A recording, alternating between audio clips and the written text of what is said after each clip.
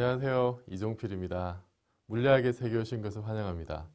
흔히 물리학이라고 하면요, 어렵다, 수식이 많다, 복잡하다, 그래서 재미가 없고 지루하다 이런 생각들 많이 하세요.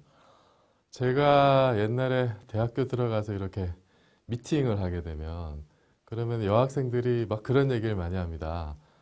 저는 고등학교 때 물리가 제일 어려웠어요. 저는 물리는 하나도 몰라요. 그런 얘기를 굉장히 많이 들었어요. 그리고 나중에 학교를 졸업하고 사회 나와서도 주변에서 물리나 과학에 대해서 어려워한다는 얘기를 많이 들었습니다. 특히 과학은 과학의 가장 전형적인 학문이 물리학인데요. 물리에 대해서 어려움을 가지다 보니까 일반적인 과학에 대해서도 사람들이 그 뭔가 좀 다른 나라의 어떤 이야기, 다른 세상에서 벌어지는 일들이라고 그렇게 여기는 경우가 많아요. 하지만 우리가 공기가 없으면 숨을 못 쉬듯이 지금 20세기와 21세기를 살고 있는데 과학이 없이는 지금의 우리 문명사회가 있을 수가 없습니다. 그래서 21세기에 뭔가 교양인으로 살아가기 위해서는 아주 필수적인 어떤 조그만 내용이지만은 좀 필수적인 내용이 있습니다. 과학에 대해서 알아야 될 내용들이. 그래서 그런 부분들을 여러분들이 제 강의를 들으시면은 좀 충족이 되실 수 있을 거고요. 그래서 너무 어렵다, 지루하다 이런 선입견은 버리시고 뭔가 재미있는 생각의 틀을 바꿀 수 있는 그런 계기로 여러분이 이 강의를 들어주셨으면 좋겠습니다. 그래서 오늘 첫 번째 강의는 제목을 선덕여왕의 월천대사나로 이렇게 잡아봤는데요. 제가 드라마를 무척 좋아합니다. 그래서 몇 년 전에 모 방송국에서 했었던 이 드라마 선덕여왕을 굉장히 저도 재밌게 봤었고요. 잠깐 이 장면을 말씀을 드리면은 이분이 선덕여왕이죠, 그죠? 그리고 이분이 미실입니다. 미실이 원래는 신라국의 거의 절대자였죠. 황제 아래의 2인자였지만 모든 권력은 다 가지고 있었어요. 그런데 이 미실이 뭐 이런 땅 속에서 석불이 솟아나게 한다든지 아니면은 이렇게 그 일식이 일어나는 거를 예측을 해가지고 사람들에게 불안과 공포를 주거나 뭐 호기심을 이렇게 불러일으키거나 이 일식을 가지고 이제 황제를 이렇게 협박을 해가지고 자기가 원하는 권력을 얻어나가는 뭐 그런 내용이었죠. 그때 이제 이 우리의 덕만이 나타나서 미실에게 대항한다는 뭐 그런 이야기였습니다. 그래서 저는 이거를 굉장히 재미있게 봤는데 왜냐하면은 이 드라마에는 월천대사라는 분이 나와요.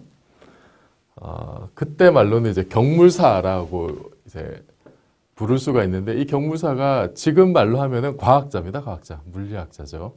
예, 사이언티스트입니다. 옛날에는 이렇게 스님이 이런 일들 하셨어요. 드라마에서 보면은 이 월천대사의 역할이 뭐냐면은 일식의 날짜를 계산하는 거예요. 그 중국에서 이렇게 아주 잘 만들어진 그 달력을 가지고 와가지고 그걸로 뭐 날짜 계산을 어떻게 해서 저도 참 물리학자지만 일식 날짜 계산 제가 해본 적은 없는데요. 이분은 잘 하시더라고요. 그래서 달력을 보고 일식 날짜를 계산해서 미실한테 알려줍니다. 언제 일식이 일어날 것이다. 그러면은 미실은 그 얘기를 듣고 황제한테 겁박을 하죠. 내가 원하는 이걸 안 들어주면은 이게 태양이 막 가리면서 온통 암흑청지로 변할 것이다. 이렇게 얘기를 해서 황제가 그런 모든 걸 다 들어줍니다. 그래서 미실이 권력을 유지하게 된 거죠. 제가 이 드라마를 좋아했던 이유 중에 하나가 이 선덕여왕에서 이 월천대사의 역할이 이제 초반에 되게 중요했기 때문에 이 드라마를 보면은 과학과 과학자가 얼마나 참 중요하냐. 이걸 세상 깨닫게 해주는 드라마예요. 그래서 저는 현직 과학자로서 상당히 뿌듯함을 느꼈던 그런 드라마입니다. 그런데 이 드라마를 보고 제 주변에서 이런 얘기들을 많이 하세요. 7세기의 그 신라 사람들은 뭐 일식을 잘 모르니까 그죠? 뭐 지구가 둥근지 네모난지도 모르던 시절이고 그러던 때고 뭐 다들 이렇게 뭐 많이 공부를 하거나 이러지 않았을 테니까 대부분의 신라 사람들이 당시 신라 사람들이 어리석어서 일식이 뭔지 이런 거 자연현상에 대해서 잘 모르니까 쉽게 미실이라는 사람이 그런 현상으로 사람들을 미혹하고 그래서 쉽게 그런 권력에 휘둘린 게 아니냐. 이런 얘기를 하는 사람들이 주변에 꽤 있습니다. 그죠? 여러분 어떻게 생각하세요? 그럴듯하죠? 그럴듯합니다. 그 당시에 뭐 자연에 대해서 아는 게 뭐가 있었겠어요? 그런데 여기서 잠깐 우리가 과학의 역사를 돌아보면요. 과학의 역사는 뭐 여러 가지로 정의를 할 수 있겠지만 한마디로 얘기하면 이 천상의 비밀을 밝혀온 역사라고 할 수 있습니다. 천상의 비밀. 그래서 여기 보시면은 우리 지금 얘기하는 선덕여왕. 선덕여왕이 이제 7세기 분인데 7세기에 뭐 삼국 통일도 이루었죠. 7세기 때 첨성대를 건설한 걸로 이제 유명합니다. 우리가 잘 알듯이 선덕여왕이. 근데 이 첨성대 건설 연도는 잘 몰라요. 7세기인 건 거의 확실한데. 그러니까 이 미실이 막 난리치고 월천대사가 이렇게 뭐 그렇게 일식을 계산하고 이러던 시절에 뭐 어쨌든 선덕여왕이 첨성대를 건설하고 이랬는데 이게 이제 7세기입니다. 어쨌든 첨성대가 뭐 무슨 일을 하는 이 기구인지는 잘 모르지만 대략 뭐 하늘을 관측한 게 아니에요. 이런 추측이 많죠. 그래서 어쨌든 이때부터 하여튼 우리의 덕만이 여왕이 되고 난 다음에 첨성대를 만들어서 하늘을 보기 시작을 했어요. 이게 7세기 때 이야기입니다. 그리고 서양으로 넘어가면은 지동설이 나온 게 1543년에 여러분이 잘 아시는 코페르니쿠스. 그리고 1633년에 가면은 이 갈릴레이가 이 1633년이 어떤 해냐면은 갈릴레이가 종교 재판 받던 해입니다. 갈릴레이가 우리 강의에서 이제 갈릴레이에 대해서도 갈릴레이에 대해서 이야기를 좀 더 자세하게 할 텐데요. 이 갈릴레오 갈릴레이가 망원경을 들어서 하늘을 보기 시작한 게 1609년입니다. 1609년이고 그로부터 한 20여 년 지난 다음에 지동설 관련된 문제로 이제 종교 재판을 받게 되죠. 그리고 1687년에 이르면은 그 유명한 뉴턴, 고전역학을 이렇게 기틀을 세우고 혼자서 거의 틀을 완성한 뉴턴이 프린키피아라는 그 책을 쓰는데요. 거기서 만륜력의 법칙이 나오고 여러 가지 운동 법칙들이 나오죠. 이게 1687년입니다. 그리고 20세기에 들어와서도 뭐 그전에도 뭐 사람들이 뭐 하늘을 많이 보고 우주에 대한 연구를 많이 했었어요. 근데 20세기에 넘어와서도 여기 이제 1927년에 오면은 이 프리드만과 르메트르라는 사람이 이름이 생소하죠. 그죠? 여기 프리드만은 당시에 러시아 사람이고 러시아 과학자고 르메트르는 벨기에 출신의 신부님입니다. 신부님. 우리 월천 대사님은 스님이었는데 또 벨기에 신부님께서 이렇게 우주에 대한 연구를 하셔가지고 이때는 아인슈타인의 일반 상대성 이론을 가지고 연구를 했어요. 이분들이. 그래서 우리 우주가 이렇게 가만히 아무런 변화 없이 그냥 있는 우주가 아니라 뭔가 다이나믹하게 동적으로 이렇게 움직인다. 이거를 이제 계산을 통해서 알게 됐어요. 그래서 그거를 제안을 하고 그것이 발전한 게 빅뱅 이론입니다. 가수 빅뱅 말고 태초에 뭔가 대폭발이 있어서 그때부터 우주가 시작됐다는 이론이 빅뱅 이론이에요. 그게 나온 게 1927년. 그러니까 20세기가 시작되고도 뭐 한 20년 훨씬 넘게 지나서 이제 이런 얘기들이 나오기 시작한 거예요. 그리고 29년에 허블이 당시에 세계에서 가장 큰 망원경, 100인치짜리 망원경으로 은하들을 쭉 관찰을 했어요. 그래서 멀리 있는 은하가 더 멀어진다고 하는 허블의 법칙을 발견하게 되는데 그것이 의미하는 바가 뭐냐면 우주가 팽창한다는 겁니다. 우주가 그냥 가만히 있는 것이 아니라 우주가 시간이 지남에 따라서 점점 사이즈가 커지는 거예요. 이게 마치 우리가 풍선을 불면은 풍선이 이렇게 점점점 커지면서 풍선 위에 점을 찍어 놓으면은 모든 점들이 이렇게 멀어지겠죠. 그것처럼 우리 우주가 팽창한다는 거예요. 그리고 64년에 오면은 이 펜지아스하고 윌슨이라는 사람이 벨 연구소, 미국의 벨 연구소에 계시던 분들인데 이 사람들이 이 우주 배경 복사라는 걸 발견을 해요. 이게 뭐냐면은 여기 빅뱅 이론에서 주장하는 어떤 빅뱅 이론이 맞다면 빅뱅이 남겨놓은 화석에 해당하는 겁니다. 이 우주 배경 복사가. 빅뱅이 남겨놓은 찌꺼기 빛이라고 보시면 돼요. 그 빛 알갱이를 우연히 원래 의도도 하지 않고 이게 뭔지도 모르는 천문학하고 전혀 관계없는 두 분이 발견을 덜컥 한 거예요, 그냥.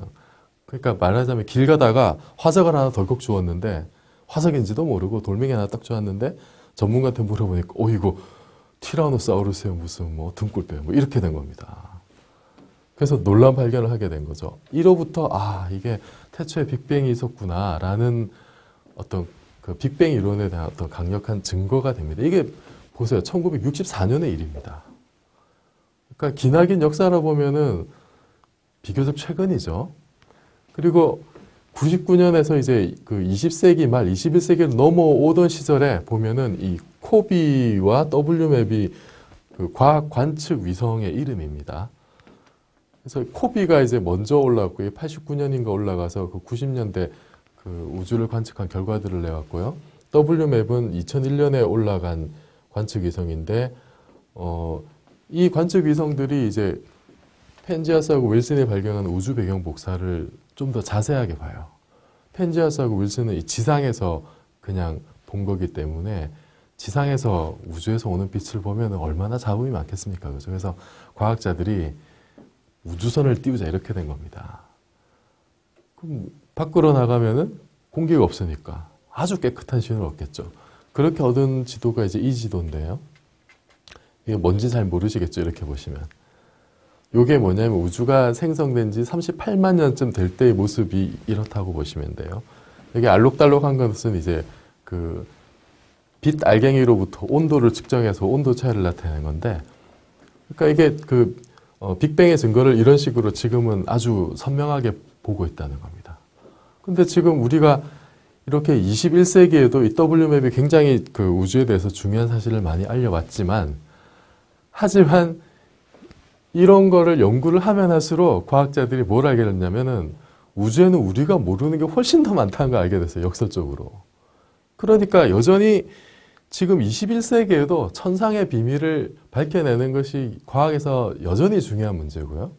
사람들은 전문 과학자들조차도 우주에 대해서 모르는 게 훨씬 많다는 겁니다.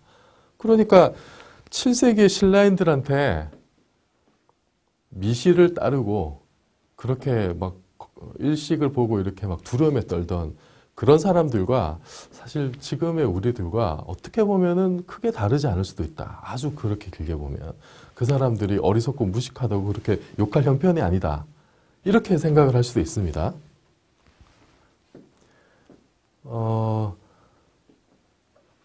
그리고 21세기로 넘어오는 과정에 이 1998년에 우주가 또 가속 팽창한다는 것을 이렇게 발견하게 돼. 이것은 그 굉장히 그 이것도 중요한 발견 중에 하나인데, 이 공로로 2001년에 노벨상을 받았죠, 이분들이. 그리고 지금은 앞에서 말씀드렸던 WMAP 인공위성을 대체한 위성이 이 플랑크 위성이라는 겁니다. 이게 2009년에 올라왔고요. 그리고 같은 해 그 가을에 그 유럽의 세른이라고 하는 거대한 과학 단지가 있어요. 거기에 이런 LHC라고 하는 그 대형 가속기가 있습니다. 둘레가 27km에 달하는. 근데 이 기계가 뭐 하는 거냐면, 이 기계 별칭이 빅뱅 머신이에요. 빅뱅 머신. 빅뱅 직후에 약 1000억 분의 1초 정도 되는 상황을 재현하는 기계입니다. LHC가. 그리고 2012년 올해 11월 29일 날 한국에서는 나로 3차 발사를 하다가 다시 연기가 됐습니다. 예. 이제 우리나라도 우주로 나가려고 하는 거죠. 그러니까 21세기에도 천상의 비밀을 밝히려는 우리의 노력은 여전히 계속되고 있다. 우주에서나 이렇게 LHC처럼 지상에서나. 그래서 만약에 우리가 이런 데 관심이 없으면, 과학이나 물리학에 대해서 관심과 어떤 노력을 좀 기울이지 않는다면은 본질적으로 우리가 몸은 21세기에 살고 있지만 뭔가 여러 가지 마인드나 어떤 이 지식 상태나 이런 거는 7세기 신라인들과 별로 다르지 않을 수도 있다는 거죠. 그래서 우리는 현대과학에 대해서 얼마나 많이 알고 있느냐, 이런 질문을 던질 수밖에 없습니다. 만약에 우리가 이런 현대 과학자들이, 지금의 과학자들이 어떤 일들을 하고 있고 그 성과가 무엇인지 이런 거를 뭐 아주 자세히는 알 필요 없지만 대략적으로 지금 이 세상이 어떻게 돌아가고 있다, 이것을 많이 놓치게 된다면은 우리는 어떻게 보면은 그냥 7세기 그 무지몽매한 신라인들 우리가 막 욕했던 그런 분들의 상태로 떨어질 수밖에 없는 거겠죠. 그래서 이렇게 일식을 보고 놀라던 이런 사람들과 달 착륙을 하고 이렇게 우주 왕복선을 보내고 이런 것도 사실 생각해보세요. 얼마나 참 놀라운 일입니까? 놀랍고 굉장히 신기한 일입니다. 그리고 최근에는 이게 정말로 그때 69년에 아폴로가 달에 착륙했냐 안 했냐 뭐 이런 음모론도 있죠.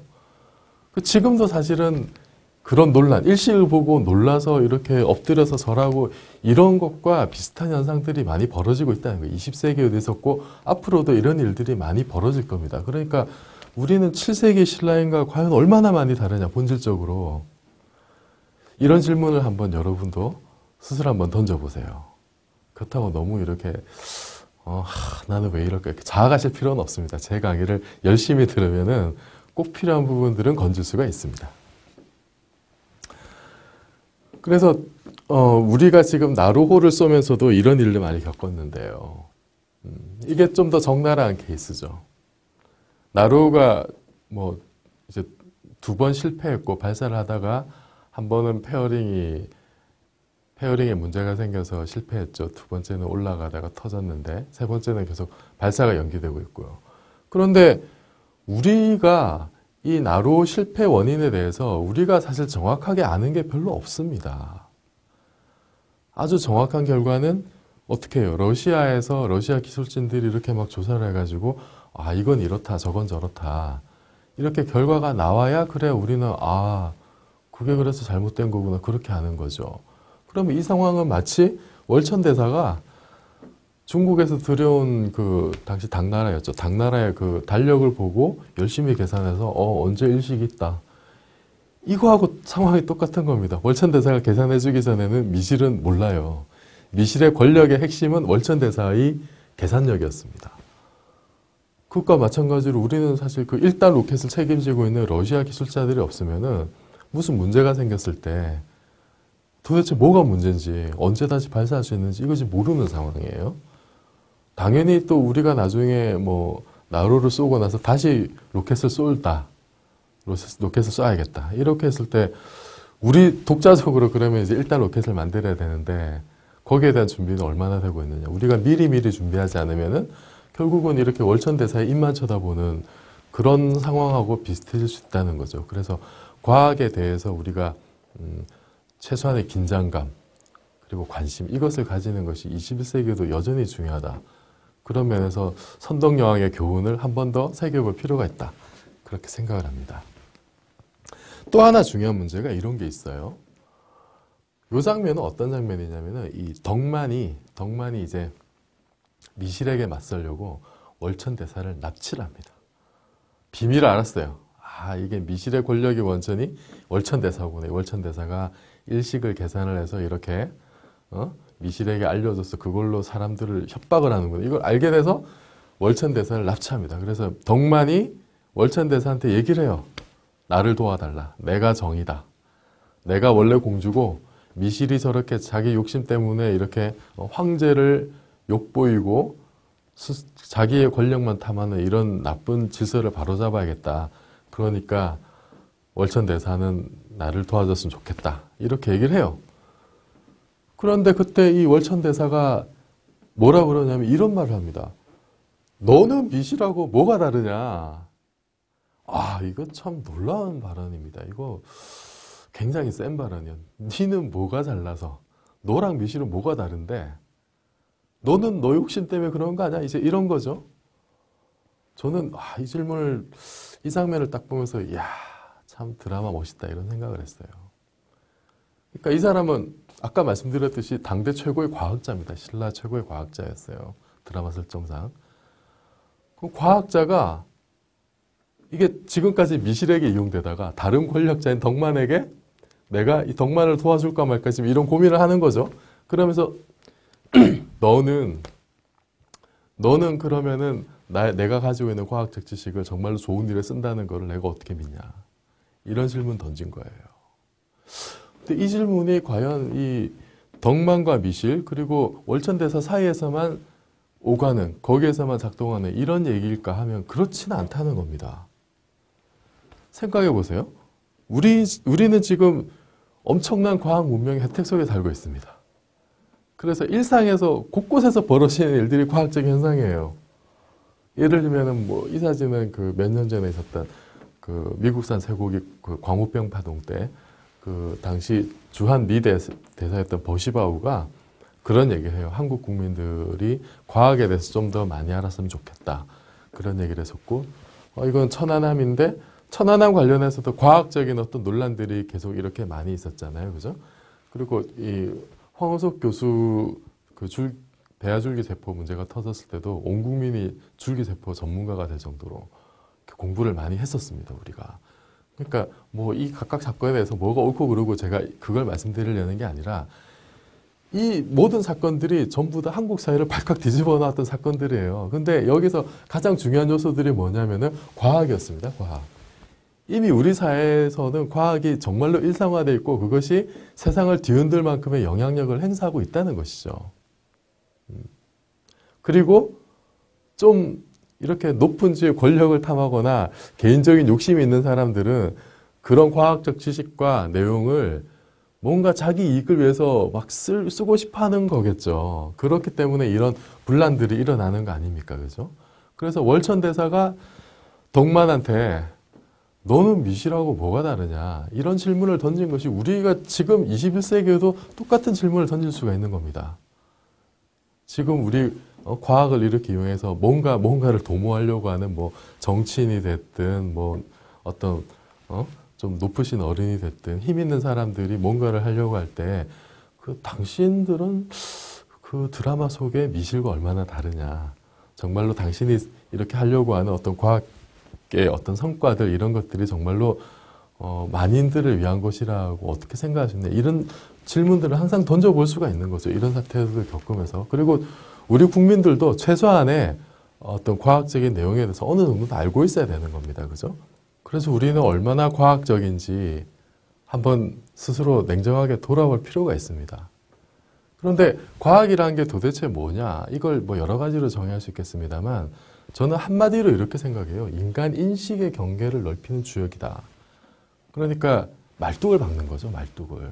여기 이렇게 사람이 이제 천구 밖으로 내다보는 옛날 그림이 있는데 이게 이제 뭐냐면은 이게 우리가 지금 아는 게 여기까지라는 거예요. 근데 과학자는 이렇게 밖을 한번 내다볼 수 있는 겁니다. 그게 과학의 역할이에요. 그러니까 우리가 월천대사는 어디까지 한 거예요? 아, 이게 뭔가 달이 태양을 가려서 그래서 세상이 어두컴컴해진다. 이거를 알죠. 그까지 알았던 겁니다. 그게 그 당시에는 나름대로 신라시대는 어떤 인식의 경계였어요. 근데 지금 우리는 그보다 훨씬 더 많은 걸 알고 있습니다. 그죠? 우주가 뭐 137억 년이 됐다라든지 뭐 우주에는 뭐 암흑물질이 어마어마하게 많다라든지 이런 것들이 우리 인식의 어떤 경계를 확정짓는 거예요. 여기까지 알고 있다. 그것이 점점 더 넓혀진 거죠. 이 뒤에는 뭐가 있는지 모릅니다. 그래서 과학의 최신 성과들이 그 다음에 이거 가지고 이것이 우리 일상생활에 어떤 도움이 될 거냐 이런 거 몰라요. 모르기 때문에 중요한 거예요. 이 경계라는 게 그런 의미입니다. 인식의 경계를 넓힌다는 게. 그 뒤에 있는 게 뭐가 뭔지 모르는 것 자체가 가치가 있는 거예요. 우리의 생활들은 다 이 안쪽에서만 벌어집니다. 그러니까 나중에 훨씬 더 큰 경계를 끊고 나서 보면은 아, 이때 뭘 했던 게 굉장히 이게 좋았다. 지금 우리가 21세기 시점에서 보면은 아, 옛날에 빅토리아 여왕 시절에 마이클 패러데이라는 사람이 전기를 만들었는데 지금 시점에서 보면은 그 전기라는 게 굉장히 유용했다더라. 이렇게 되는 거죠. 그 당시에 마이클 패러데이라는 과학자가 전기를 만들어냈을 때 그때는 인식의 경계가 여기였습니다. 그때 사람들은 전기가 뭐 하는지 몰랐어요. 그래서 영국의 재무장관이 찾아가가지고 이거 뭐 하는 데 쓰는 거냐 그랬더니 마이클 패러데이가 나중에 세금을 매기게 될 겁니다. 이런 얘기를 했다 그러죠. 그러니까 이 뒤에는 뭐가 어떻게 될지 모르는 거예요. 그게 그 자체가 의미가 있다는 겁니다. 이거를 근데 보통 사람들 잘 모르죠. 뒤에 아무것도 없으니까 그냥 가치가 없는 줄 알아요. 하지만 인식의 경계를 넓힌다는 거는 우리가 새로운 게임의 규칙을 만들어내는 거고 전혀 새로운 문명을 창조하는 겁니다. 그것이 과학의 역할이에요. 그렇게 넓어진 이 바운더리 속에서 우리가 새로운 어떤 삶을 영위하는 겁니다. 나머지 사람들이. 요 의미를 정확하게 깨달으셔야 돼요. 과학이 인식의 경계를 넓히는 거다. 말뚝을 박는 거다. 그래서 20세기는 뭐 한마디로 얘기해서 과학 문명의 세계였습니다. 이것을 부정할 만한 사람은 아마 없을 거예요. 그죠? 20세기와 함께 우연히도 20세기와 함께 현대 물리학, 현대 과학이 사실 시작이 됐습니다. 거의 시기도 비슷해요. 현대 물리학과 현대 과학이 시작이 되었고 그 성과를 바탕으로 20세기에는 뭐 어마어마하게 과학 문명이 번성을 했습니다. 특히 뭐 원자력이라고 하는 어떤 새로운 에너지원을 발견을 했다든지 아니면은 트랜지스터를 발명해서 전자혁명의 시대를 열었고요. 그리고 20세기 말에는 이제 인터넷이 쫙 보급이 되면서 정보통신의 혁명이 일어났죠. 지금 여러분들이 가지고 있는 스마트폰 다 그 산물입니다. 근데 지금은 너무 많이 널려 있어가지고 거기에 기여했던 과학자들의 어떤 성과와 노고 이런 거는 사실 잘 모르죠. 그냥 원래 있던 것처럼 우리가 느끼고 있지만 그것이 결국은 이 과학 문명의 혜택입니다. 결국은 20세기인 거 과학 문명의 세계였고요. 그러면은 당연히 우리가 지금 살고 있는 한 10년 정도밖에 안 살았지만 이 21세기도 당연히 과학 문명의 세계일 겁니다. 이거는 뭐 물론 이제 한 10년밖에 안 지났으니까 50년이 어떻게 될지 뭐 80년 뒤에 지구가 멸망할지 이런 건 저도 잘 모르겠습니다만 대략 지금까지 살아온 대로 우리 인류가 그렇게 흘러간다면은 여전히 21세기도 과학 문명의 세계일 거예요. 그렇기 때문에 과학은 21세기의 교양입니다. 우리가 7세기 신라임과 다른 게 있다면은 근본적으로는 제 생각 근본적으로 다르지 않아요. 왜냐하면 7세기 신라인들도 사실은 그런 뭐 월천대사가 일식 계산하고 어떻게 합니까? 근데 지금 21세기 우리가 예를 들어서 나로호의 발사 실패 원인 모르잖아요. 굉장히 디테일한 건 모릅니다. 배아줄기 세포가 뭔지 광우병이 뭔지 사실 잘 몰라요. 잘 모르는데 그런 면에서 사실 본질적으로 다르지 않은 7세기 신라인가 그런 면이 있습니다만 하지만 우리는 또 그렇게 살아온 역사가 있고 과학 문명의 혜택을 항상 누리고 있는 그런 문명인이기 때문에 21세기의 문명인으로서 교양 있게 최소한의 교양인으로서 살아가기 위해서는 그러기 위해서는 아주 그 최소한의 어떤 과학적인 성과, 과학적 내용 이런 거는 좀 알아야 되지 않겠느냐. 그래서 과학은 21세기의 교양이다. 이런 말들을 많이 합니다. 그래서 물론 보통 사람들이 과학에 대해서 좀 공부를 하고 뭔가 상식적으로 알려고 하는 게 쉽지는 않아요. 상대적으로 예를 들어서 뭐 제가 인문학에 대해서 좀 교양을 가져야겠다. 이것보다도 다른 분들이 인문학을 하신 분들이 과학을 하는 것이 훨씬 더 어렵습니다. 진입장벽이 있고 수학도 있고 그렇기 때문에 쉽지는 않습니다만 어쨌든 우리가 그래도 21세기에 뭔가 좀 문명인으로서 교양 있게 살려면은 좀 그런 노고는 조금은 들을 필요가 있다. 하지만 그렇다고 여러분들이 뭐 수학을 열심히 하거나 이럴 필요는 없습니다. 제가 이렇게 하고 있는 이 강의만 잘 들으셔도 제가 장담하는데 평균 이상의 과학에 대한 지식을 얻을 수가 있어요. 하지만 그렇다고 해서 그냥 이렇게 널브러져서 가만히 있는다고 해서 얻어지는 건 아닙니다. 대신 여러분들이 약간의 아주 조금의 관심과 노력 그리고 애정, 이 불쌍한 그 과학자에 대한 애정 이런 것만 좀 가지고 있으시면은 그러면은 21세기를 살아가는데 전혀 모자람이 없는 아마도 평균보다 훨씬 넘치는 그런 과학적 내용을 향유를 하실 수가 있고 또 그걸 통해서 여러분이 어떤 생각의 변화, 세상을 보는 관점도 바꿀 수가 있을 거예요. 그래서 야만인으로 살 것이냐 문명으로 살 것이냐 이 선택의 기로에서 여러분은 이 빨간 약을 드셔야 됩니다. 파란색을 드시면 안 됩니다. 그러면은 과학 얘기를 좀 했었는데 그 중에서 왜 물리학이냐 하필이면 거기에 대해서 잠깐 말씀을 드릴게요. 왜 물리학인가? 뭐 가장 간단한 대답을 하나 드리면 제가 물리학자니까. 그죠? 제가 화학이나 생물을 하는 사람이 아니고 제가 물리학이니까 이 얘기를 하겠죠. 사실은 제가 현직 물리학자이기 때문에 현직 물리학자가 물리학이 왜 중요한 이런 얘기하는 게 좀 편파적일 수가 있습니다. 그건 여러분들이 좀 이해를 해주시고 근데 물리학이라고 하는 것은 한마디로 얘기하면 만물의 근본 이치를 따지는 학문입니다. 그래서 물리죠, 물리. 네, 만물의 근본 이치. 그래서 가장 중요한 것은 이 보편 법칙을 추구하는 것입니다. 보편 법칙. 뉴턴이 만륜력을 발견한 것이 이게 지금 사과가 떨어지는 것 때문에 발견했다고 하는 뭐 에피소드도 있습니다만 그게 사실 뭐 사실일 가능성은 없어요. 어쨌든 지구에서 사과가 떨어지는 원리하고 달이 지구 주위를 도는 원리가 똑같다는 거예요. 그러니까 보편적이죠. 지구상에서 모든 물체에 작용하는 힘과 천상에서 달과 지구들이 서로 상호작용하는 그런 힘들, 이런 것들이 오직 하나의 보편적인 법칙에 따라서 움직인다는 거예요. 이런 것, 이 보편적이라는 유니버설한 어떤 자연의 법칙을 뉴턴이 알아냈기 때문에, 그랬기 때문에 과학이라는 말이 생겨나고 번성을 할 수가 있었어요. 그리고 이것은 현대적으로 넘어와서 20세기에 오면은 아인슈타인의 일반 상대성 이론으로 바뀌죠. 이거 자체도 이 보편적인 어떤 과학의 법칙이 현대화된 겁니다. 완전히 관점이 달라지면서 아인슈타인에 이르면은 중력은 시공간의 어떤 굽어진 기하학이라고 보게 되거든요. 그러니까 보다 더 확장된 개념으로서 완전히 새로운 시각으로 보다 확장된 개념으로 이 만륜력의 법칙을 포괄하게 됩니다. 20세기에 넘어오면요. 그러니까 이런 식으로 어쨌든 물리학은 만물의 근본 이치를 보편적으로 추구하는, 그렇기 때문에 그 자체가 이 보편적이라는 말이 그냥 가볍게 들으실 수 있지만 이거는 언제 어디에서나 적용이 된다는 거예요. 굉장히 강력한 말입니다.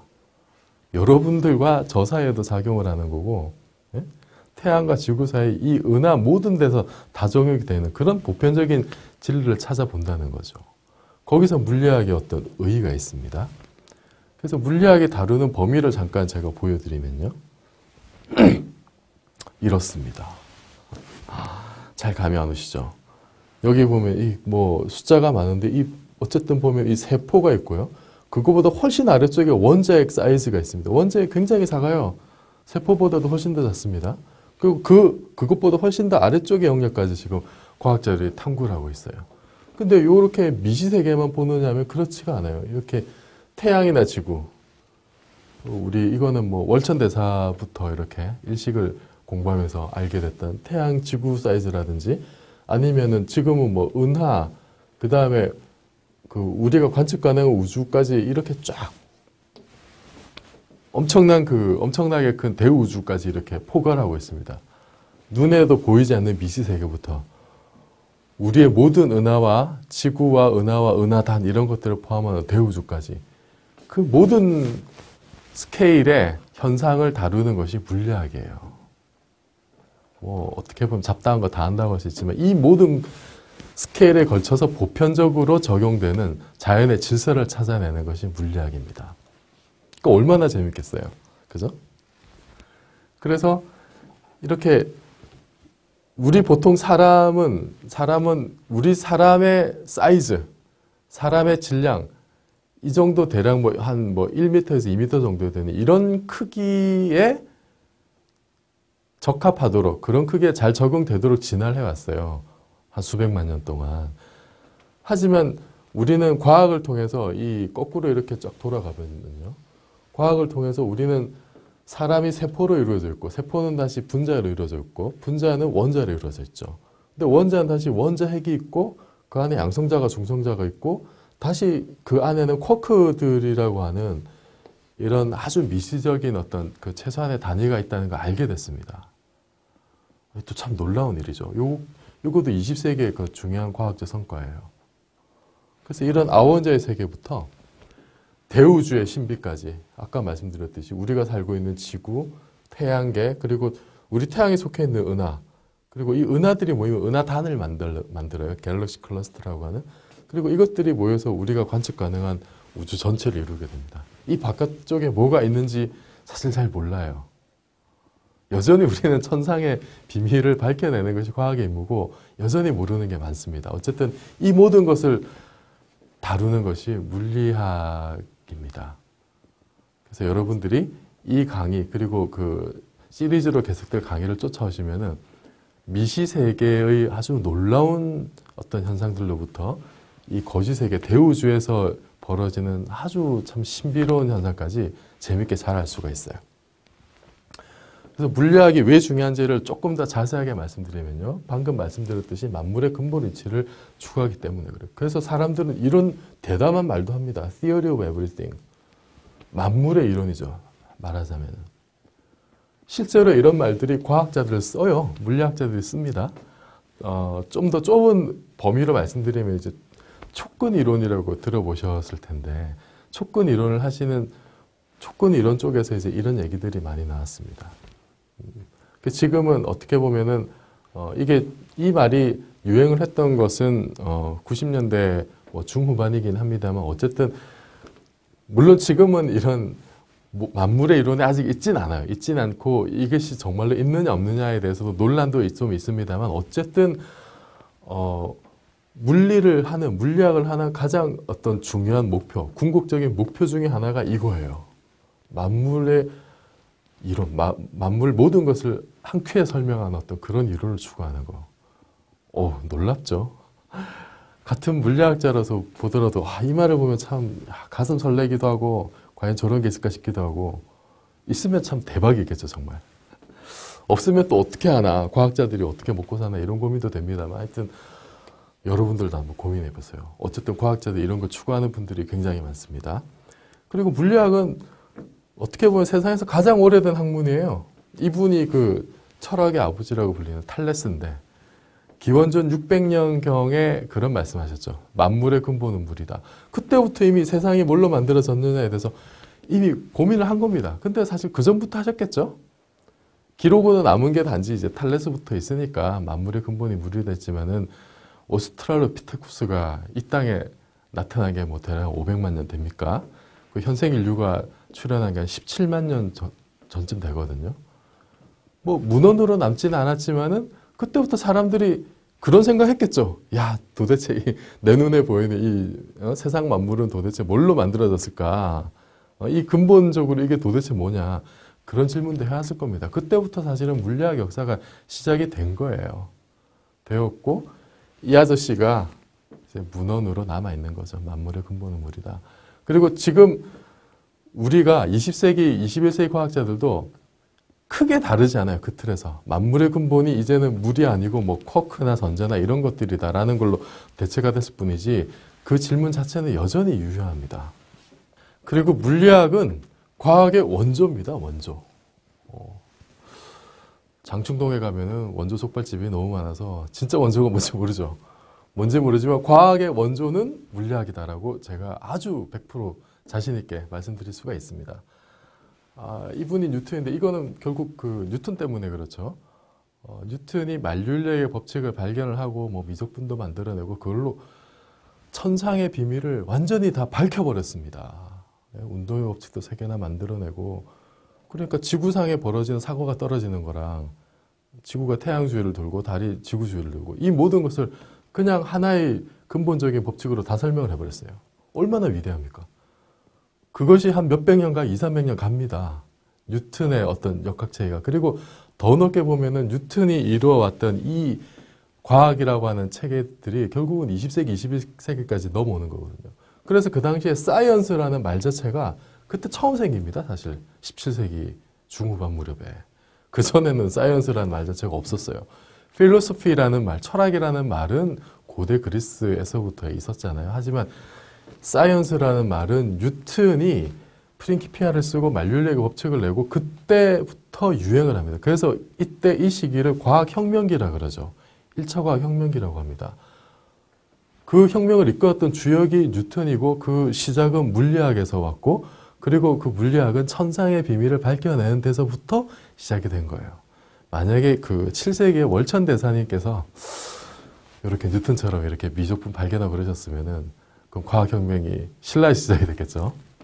어쨌든 뉴턴 이래로 과학이나 사이언스, 사이언티픽 이런 말들 자체가 생겨나고 유행이 된 거예요. 그러니까 우리가 물리학을 보면은 과학의 다는 아니지만 많은 부분을 알 수 있습니다. 그리고 그 방법론들이 화학이나 생물학이나 이런 쪽으로 쭉 전파가 돼 가요. 그렇게 해서 20세기, 19세기, 20세기 과학들이 이렇게 정착이 된 겁니다. 그래서 과학의 역사를 쭉 보면은 물리학이라고 하는 것이 어떻게 보면 과학 발전의 어떤 전형이에요, 전형. 일종의 프로토타입입니다. 그래서 과학이라는 것이 어떤 철학적 의미가 있느냐, 과학의 어떤 그 의미, 어떤 그 우리 인간에게 어떤 그 의미가 있는지 철학적인 어떤 배경을 그 추구하는 과학 철학이라는 그 분야가 있는데요. 과학 철학을 연구하시는 분들이 가장 중요하게 보는 것이 물리학입니다. 왜냐하면 과학 발전의 전형이니까. 그 이분이 토마스 쿤이라는 분인데 패러다임으로 되게 유명하신 분이죠. 과학혁명의 구조라는 책을 쓰면서 과학의 발전이 그냥 이렇게 밋밋하게 직선적으로 발전하는 것이 아니라 패러다임이라고 하는 것이 있어서 그것이 격렬하게 충돌하면서 뒤바뀌는 어떤 혁명적인 과정이다. 이런 말씀을 하셔서 굉장히 그 당시 충격을 줬었는데 이분이 원래 물리학자이셨어요. 그래서 물리학의 발전의 역사에 대해서 되게 도통하신 분입니다. 이분뿐만 아니라 다른 과학 철학, 그 과학의 발전, 과학의 의미 이런 거를 추구하시는 분들이 뭐 물론 이제 생물학의 발전이나 화학의 발전 이런 것도 봅니다만 물리학에서의 어떤 그 과학의 발전 이런 거를 굉장히 그 중요하게 봅니다. 의미 있게. 왜냐하면 그것이 과학이라고 하는 이런 어떤 인간의 행위 혹은 그 방법론의 가장 어떤 그 모범적이고 전형적인 어떤 그 예시이기 때문에 그런 거예요. 그래서 우리가 20세기 과학을 알아야 되겠다. 조금이라도. 그러면은 뭐 다른 걸 좀 보셔도 되고 요즘 뭐 진화론도 이렇게 진화론이나 뇌과학이 되게 유행하잖아요. 그런 거 보시면 되는데 하지만 물리학을 빼놓으면 안 된다는 거예요. 왜냐하면은 물리학이 과학의 어떤 정신, 방법론 이것의 가장 정수이기 때문에 아 이것이 과학이구나. 요거를 그 제맛을 아시려면은 물리학을 좀 하시는 게 좋지 않겠느냐.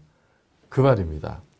그리고 아까 말씀드렸듯이 이 인간인식의 프론티어예요. 물리학이.